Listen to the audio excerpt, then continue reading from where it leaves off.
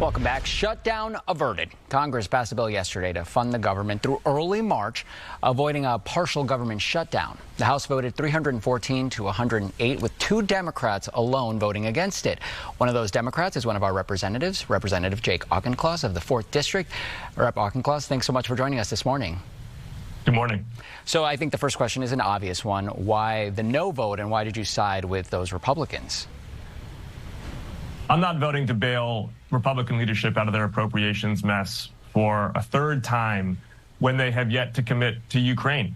We need to stand with our Ukrainian allies as they fight on the front lines of the free world. We know that appeasement does not work. The last time there was a murderous dictator on the rampage in Europe, it drew in the United States directly into warfare.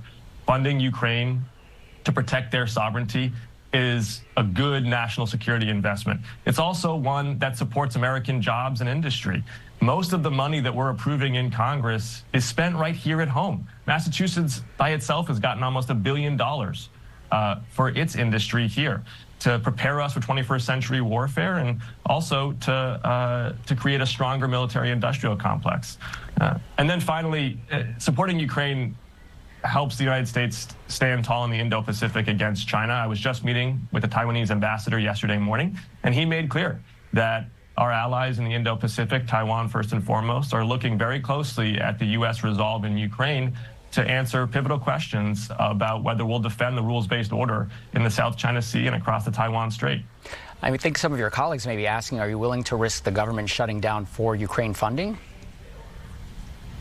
The Republicans are risking shutting down the government because we had a deal back in May of 2023 that all parties agreed to, big bipartisan consensus, including my own vote, to fund the government at levels agreed to by a Republican speaker and a Democratic president. And it was the House Republicans who then backed away from that deal within a week and have since sent Congress spiraling into dysfunction for the last 10 months.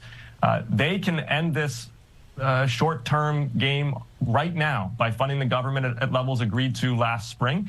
I am not going to bail them out of their own internal dysfunction unless they, at the very least, commit to defending our allies overseas. How confident are you that we will get any Ukraine funding?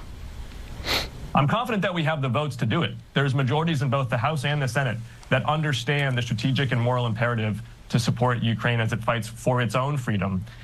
The question is whether Speaker Johnson brings that bill to the floor. Now, Speaker Johnson's been clear. He's talking to Donald Trump almost every day. You don't have to be a clairvoyant to know what those phone calls are like. Donald Trump is saying, don't fund Ukraine, don't help fix the border with President Biden. I want to campaign on those issues. I don't want you to govern on those issues. And so really it comes down to whether Speaker Johnson wants to allow the will of the people to be made manifest in a vote on the floor in which we would fix the border, in which we would support Ukraine, or whether he wants to just tee up Donald Trump for his campaign in 2024. Speaker Johnson has to decide, does he want to be a politician or a statesman? I'm glad you brought up Speaker Johnson because my next question was going to be, you know, we're hearing all the headlines coming out of Congress. What is the working environment there like right now? The working environment is, it's less Republican versus Democrat than you might expect, and it's more kind of everybody versus the MAGA extremists in the House Republican Conference. There's, on any given day, between 30 to 100 of them in the House Republican Conference who are absolutely subscribed to the cult of Donald Trump and who are nihilistic in their approach to governance. They just don't want this thing in Washington to work at all because they want Donald Trump to be able to campaign as someone, you know, an outsider coming in.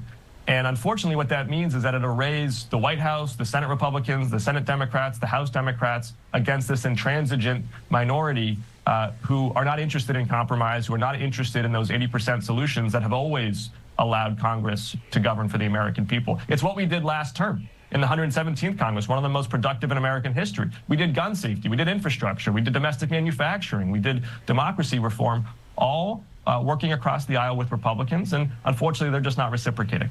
And so that leads me to my last question. How confident are you Congress will be able to work together to avoid a shutdown by early March when this bill lapses?